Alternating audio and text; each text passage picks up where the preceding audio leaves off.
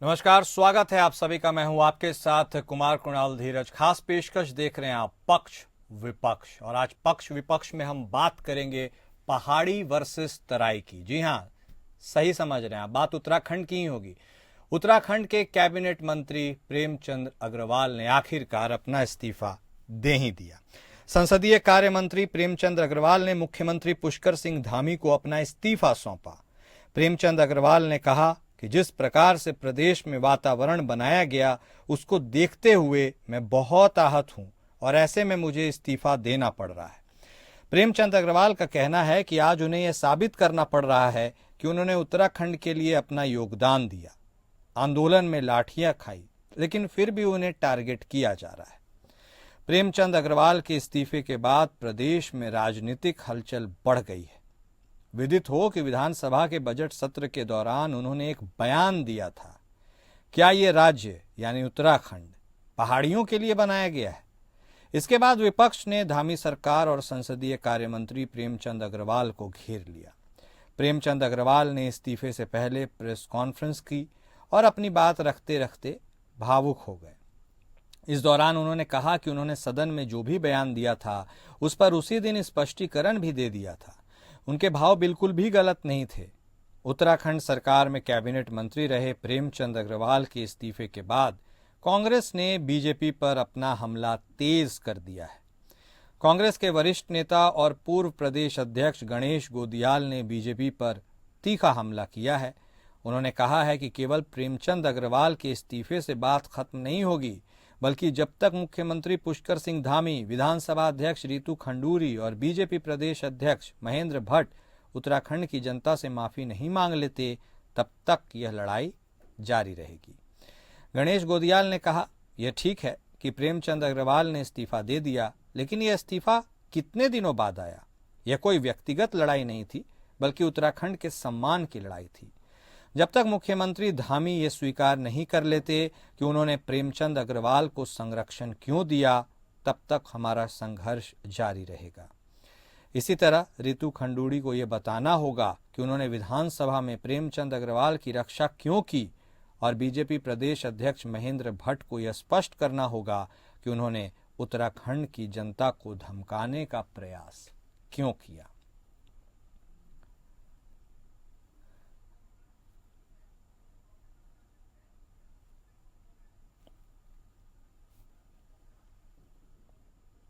तो पहाड़ी वर्सेस तराई, उत्तराखंड में पहाड़ी बनाम तराई की यह लड़ाई, और उसमें घिरते और फंसते नजर आते प्रेमचंद अग्रवाल, और फंसते फंसते यह फांस इतनी बढ़ गई कि उन्हें अपना पद अंततः छोड़ना ही पड़ गया।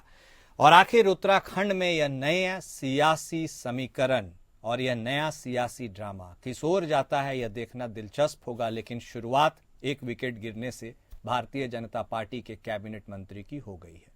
हमारे साथ हमारे दो खास मेहमान जुड़ चुके हैं इस पूरी चर्चा को आगे बढ़ाने के लिए।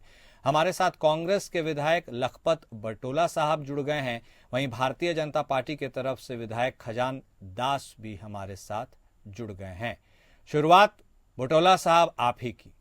अब बात आप ही से शुरू होगी। कांग्रेस यह जीत का श्रेय अपने पास रखना चाहती है, लेना चाहती है। अब आप हमको स्पष्ट बता दीजिए बटोला साहब, क्या प्रेमचंद अग्रवाल साहब ने इस्तीफा दिया है, या इस्तीफा लिया गया है, या फिर इस्तीफा देने पर उन्हें मजबूर किया गया है? और यदि इन तीनों पॉइंट में से एक पॉइंट जिस पर आपकी सहमति हो, आप उसे बताइए और आगे बताइए कि यह एक्स्ट्रा एडवांटेज और माइलेज अब बीजेपी को मिलेगा या कांग्रेस को?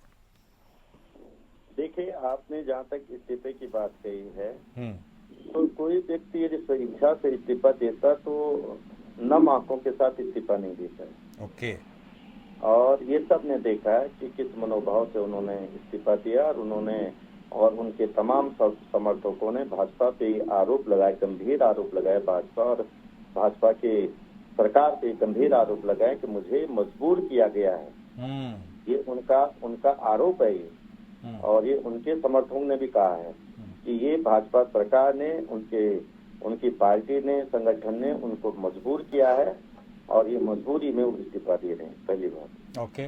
लेकिन जो आपके डिबेट में था तराई वर्सेस मैं पहाड़ का, ये मुद्दा उसका बिल्कुल नहीं है। यहाँ सम रास्ता है, सब साथ है, लेकिन जिस जिस जो जो जो राज्य पहाड़ की अवधारणा पे बना हो, जिसका 84% भूभाग पहाड़ी हो, जिस राज्य की आवश्यकता उस जो जहाँ तक हमारा आखिरी जगह तक शासन प्रशासन नहीं पहुँच पाता था, जहाँ तक लोगों को सुविधाएं नहीं पहुँच पाते, उस अवकल्पना को लेकर के लोगों ने ये धारणा मान ली और इस राज्य को लेकर बहुत साधते थी, बहुत लंबे आंदोलन चले और ये एक पर्वतीय राज्य है, उसमें कहीं कोई दो राय नहीं है। हाँ, कुछ मैदानी भूभाग जरूर है, उसका निश्चित रूप से पहाड़ में 25 साल इस राज्य को बन गया और पहाड़ के जो क्षेत्रफल है, जो लोग हैं, उसमें लोगों ने कहीं भी उसका विरोध नहीं किया। मैं आपको एक उदाहरण बताना चाह रहा हूँ और ये पहाड़ की पीड़ा है, इसको आप समझ लीजिएगा और इसको बहुत गंभीरता से सुनिएगा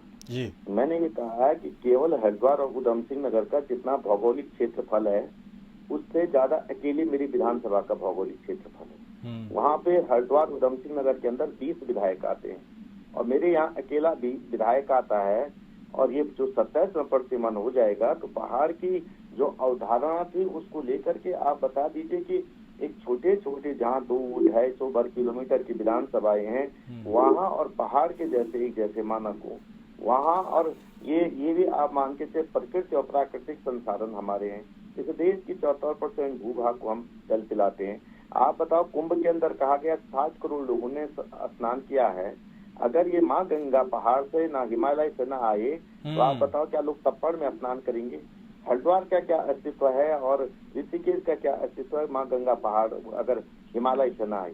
ये हमें समझना पड़ेगा और इन चीजों को जानते हुए उसकी पहाड़ के लोगों के दर्द को, पहाड़ की पीड़ा, पहाड़ की संवेदना, पहाड़ की वेदना को जानते हुए ये केंद्र, राज्य सरकार और जनप्रतिनिधियों की जवाबदेही है, उनकी संवेदनाएं, उनकी भावनाएं, उनकी पीड़ा, उनकी दर्द को जल्दी से जल्दी दूर करने का काम किया जाए। लेकिन ये मैं जरूर कह सकता हूँ कि पिछले 22 दिनों की जो घटनाक्रम रही, उस घटना के क्रम के अंदर सरकार ने जिस तरह से इतनी देर की, वो कहीं ना कहीं उस चीज को आहत करने वाली बात है कि जो लोगों की भावनाएं थी, उस भावनाओं को आहत किया। मैं आपसे मैं विधानसभा का सदस्य हूँ और विधानसभा के सदस्य होने के नाते मैं आपसे एक बात कहता हूँ कि संसदीय कार्य मंत्री जी की जवाबदेही होती है उस सदन को सुचारू रूप से चलाए, सदन में कोई गतिरोध हो उसको दूर करें, सदन में किसी तरह का पक्ष विपक्ष के अंदर किसी प्रकार की बात हो तो उसको दूर करके ले जाने का, उसको सही ट्रैक पे ले जाने का काम करें। लेकिन जिस तरह से सदन के अंदर पहाड़ के लोगों को ले इतने अशब्द कहे गए, और मैं भाजपा के विधायक वहाँ पे, क्योंकि माननीय खजानदास जी भी बैठे, लगातार तीसरी चौथी बार के विधायक है, मंत्री रहे हैं, बहुत सम्मानित और बहुत अच्छे व्यक्ति भी हैं, व्यक्तिगत रूप से बहुत अच्छे व्यक्ति हैं।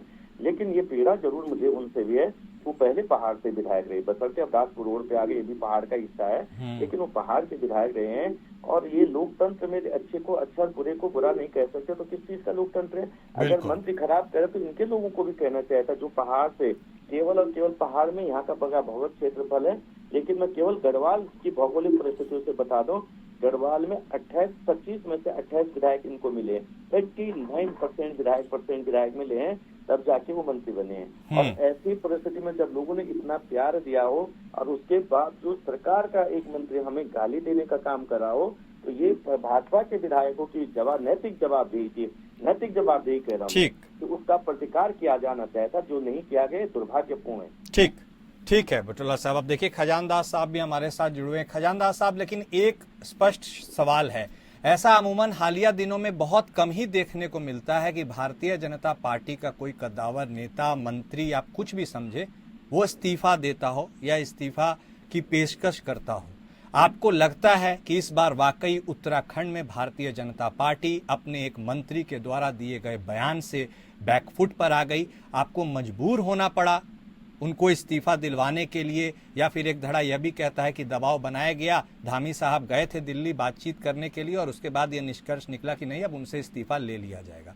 आपको लगता है, और जिस ओर लखपत साहब इशारा कर रहे हैं कि तमाम यदि राजनीतिक दृष्टिकोण को 1 मिनट के लिए साइड में रख दिया जाए लेकिन जो शब्दावली का प्रयोग होता है इररेस्पेक्टिव ऑफ पार्टी लाइंस, वो तो जनता के हित में ही होने चाहिए ना खजानदास साहब। देखिए, सबसे पहले तो मैं आपको प्रणाम करता हूँ, नमस्कार करता हूँ। नमस्कार वहीं सर। लखपत बुटोला जी भी हैं, उनका मैं सम्मान करता हूँ।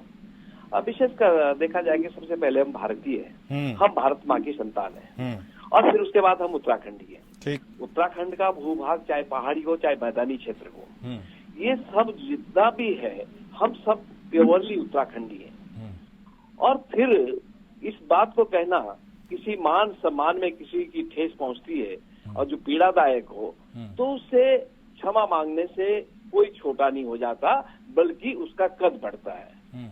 और जो 21 तारीख फरवरी की जो घटना घटी है जी, हालांकि उस दरमियान मैं सदन में नहीं था, और जिन शब्दों का प्रयोग वहां पर हुआ है और जो बार बार मीडिया में दिख रहा है, वो ठीक नहीं था। इसमें किसी न किसी भाई बहन जितना भी हमारे प्रदेश में निवास करते हैं उनके मान सम्मान को ठेस पहुंची है। तो ऐसा शब्द का प्रयोग अगर हुआ था या गलती से हुआ था, तो तुरंत उसका स्पष्टीकरण होना चाहिए, तुरंत उसका क्षमा मांगनी चाहिए थी। किंतु ऐसा उन्होंने बहुत देर हो चुकी थी, बहुत देर वैसा कहा, गंगा के किनारे में उन्होंने क्षमा याचना की, माफी मांगी। और माननीय प्रेमचंद अग्रवाल जी ऐसे नहीं कि नए विधायक हैं, 4 बार के वो विधायक हैं और गरिमामय पद पर रह चुके हैं। विधानसभा के वो सम्मानित अध्यक्ष रहे हैं 5 साल तक, और बहुत अच्छी तरीके से अपनी पद की गरिमा को समझते हुए उन्होंने उस पद को गरिमामय बना के भी रखा। साथ साथ में अभी 3 साल उनको मंत्री पद पे होने जा रहे हैं। फिर इस तरह का शब्द का प्रयोग करना ये थोड़ा सा ठीक नहीं लगा, हमें भी ठीक नहीं लगा।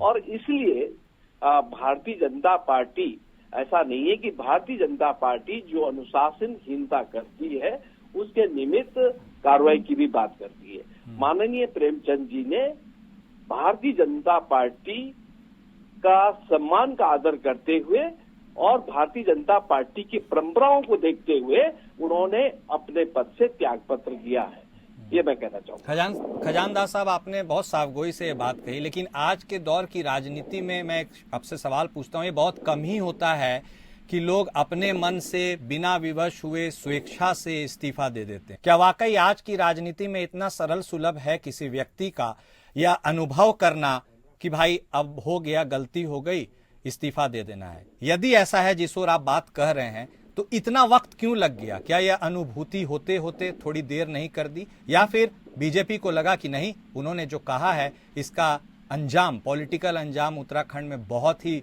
मुश्किलों भरा होने वाला है, इसलिए भैया आप इस्तीफा दीजिए, घर जाइए? देखिए, माननीय मंत्री जी ने जो निर्णय लिया है वो एक अच्छा निर्णय है, वो स्वागत योग्य निर्णय है। और उनको ये इस बात को लेकर के पहले मैंने क्षमा याचना की जो मैं बात कर रहा था, वो पहले ही सदन के अंदर ही होना चाहिए था। हालांकि उन्होंने कुछ खेद व्यक्त किया था सदन के अंदर ही, और अगले दिन 21 तारीख की मैं बात कर रहा हूँ, ये 22 तारीख का दूसरा मामला उठा है जिसमें माननीय विधायक लखपत बुटोला जी ने इसको वहां पे विधानसभा में पूरी तरह से हाईलाइट किया था। किंतु सवाल इस बात का है कि 21 तारीख का माननीय विधानसभा अध्यक्ष जी का विनिश्चय आ गया था, और इसमें उनको जो कहना था विधानसभा अध्यक्ष जी को, जिस भाषा का प्रयोग करना था, उन्होंने किया है। किंतु ये दूसरे दिन जब मामला उठा है तो उस समय भी कोई बड़ी भारी बात नहीं थी। उस समय क्षमा बड़न को चाहिए, छोटन को उत्पात को, इस तरह की बातें होनी चाहिए थी। वहां पे उसी समय अपने शब्दों को वापस लेते हुए, अपने शब्दों का खेद व्यक्त करते हुए माफी मांग लेनी चाहिए थी। किंतु जो नहीं हुआ उसके निमित्त जब ये पूरा मामला पूरे उत्तराखंड में हाईलाइट हो गया है, और पूरे इस तरह से जब संगठन को भी लगा कि ये ठीक नहीं है, तो माननीय मंत्री जी ने फिर स्वतः ही अपने आप, किसी के कोई दबाव में नहीं, सब इस्तीफा दिया है। और ये अच्छी बात भी है, और ये हमारा भारतीय जनता पार्टी का एक नियम भी है, और हमारी भारतीय जनता पार्टी का एक अनुशासन भी।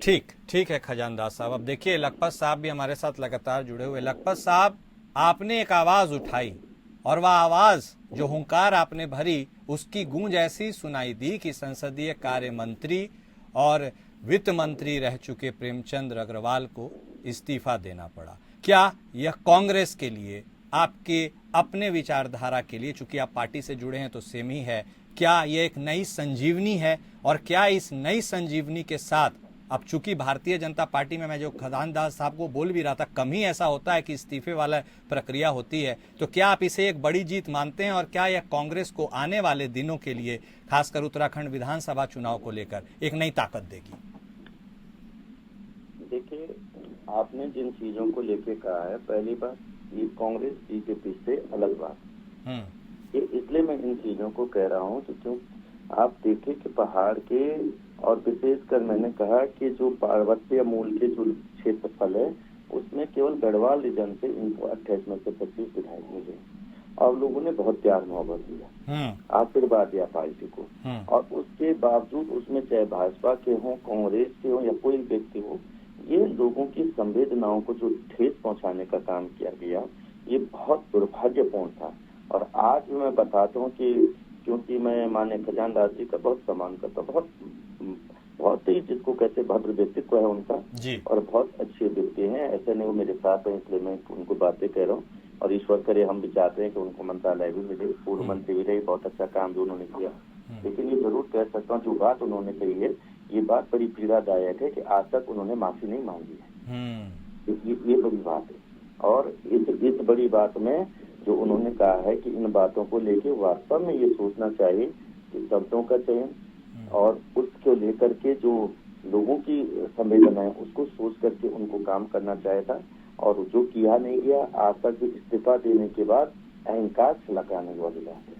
लगभग साहब कांग्रेस यह भी आरोप लगाती है कि इस पूरी कड़ी में, चलिए प्रेमचंद अग्रवाल तो खैर मेन भूमिका निभाते नजर आए, लेकिन उनको संरक्षण भी मिला। आपकी यह भी मांग रही कि विधानसभा अध्यक्ष ने भी उनको संरक्षण दिया, कुछ उंगलियां बीजेपी प्रदेश अध्यक्ष भट्ट साहब के ऊपर भी उठी। तो क्या आपका यह संघर्ष, या फिर आप इस फैसले से संतुष्ट हैं, या आगे भी कुछ और आपकी?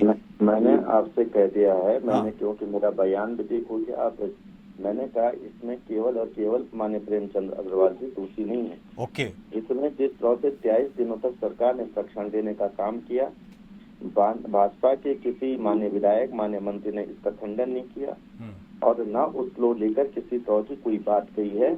ये दिखाता है कि भाजपा की मानसिकता पहाड़ को लेके क्या है, पहली बात है। दूसरी बात मैं आपको कह रहा हूँ कि आप ये समझ लीजिए कि सरकार ने पूरा चाहा कि वह किसी तौर से बचाए जाए। और इसको बचाने के लिए मैंने सदन के अंदर भी कहा कि भाजपा के जितने विधायक जीत के बाहर से आ रखे हैं, इनकी भी जवाबदेही है कि भाई आपको लोगों को, जनता को जवाब देने की आपकी जवाबदेही है। आप लोगों को बताना पड़ेगा, लोकतंत्र में आप अच्छे को अच्छा, बुरे को बुरा नहीं कह सकते, तो किस चीज का लोकतंत्र है ये तो आपको बताना पड़ेगा। चाहे आपका मंत्री गलत काम और प्रदेश के लोगों के हित में गलत काम कर रहा है, तो उसको लेके आपको प्रतिकार करना चाहिए।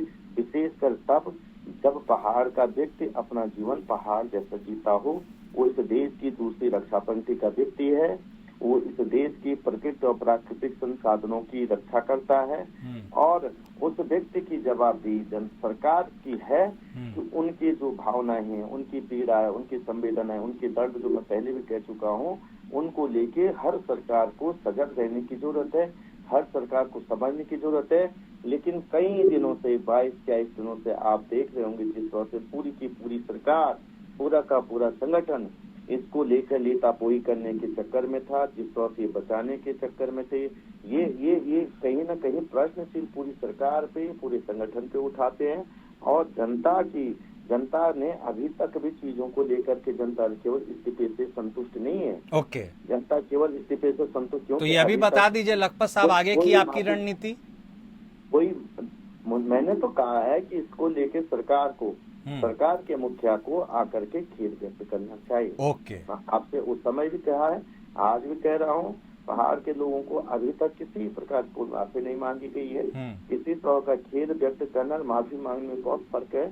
जो शब्द कहे गए हैं वो शब्द बहुत निंदनीय थे, वो भी एक ऐसे सदन के अंदर जो सर्वोच्च सदन राज्य का है, जो लाइव टेलीकास्ट होकर के पूरे देश दुनिया देख रही हो, और ऐसे सदन के अंदर एक पहाड़ी स्वरूप के राज्य में और वहाँ के स्थानीय लोगों को जो शब्द कहे गए, वो शब्द क्षमा योग्य नहीं है। लेकिन मैं कहता हूँ पहाड़ का आदमी बहुत सीधा है, सच्चा है, विनम्र है, वो बहुत स्वाभिमानी है, और इसलिए वो अपने स्वाभिमान के साथ समझौता नहीं कर सकता। मैं तो तमाम जो पूर्व सैनिक हैं, ठीक है। क्या कहते हैं, जितने भी बुद्धिजीवी हैं, जितने सोशल मीडिया के साथ हैं, जितने भी स्वतंत्र लोग हैं, लोकतंत्र में भरोसा रखने, तमाम लोगों ने इसको हाथों हाथ लेकर के जिस तरह से सरकार पे प्रेशर करने का काम किया, उसके लिए मैं सबका बहुत बहुत धन्यवाद देना चाहता हूँ। ठीक है बटोला साहब, समय का अभाव है, माफ कीजिएगा, वक्त इतनी की ही इजाजत देती है। बहुत धन्यवाद आप दोनों खास मेहमान का हमारे साथ जुड़ने के लिए और बातचीत करने के लिए। तो साफ तौर पर कांग्रेस का मानना है कि लड़ाई अभी खत्म नहीं हुई है, वह इस फैसले से, मात्र इस फैसले से संतुष्ट नहीं है। उत्तराखंड की जनता संतुष्ट नहीं है। देखना दिलचस्प होगा कि अभी के मौजूदा परिस्थिति में एक कैबिनेट मंत्री ने तो इस्तीफा दे दिया है, लेकिन क्या विपक्ष दबाव की राजनीति आगे भी करेगा और इस पूरी राजनीति को कौन से नए अंजाम तक लेकर जाएगा। पक्ष विपक्ष में आज के लिए बस इतना ही। नमस्कार।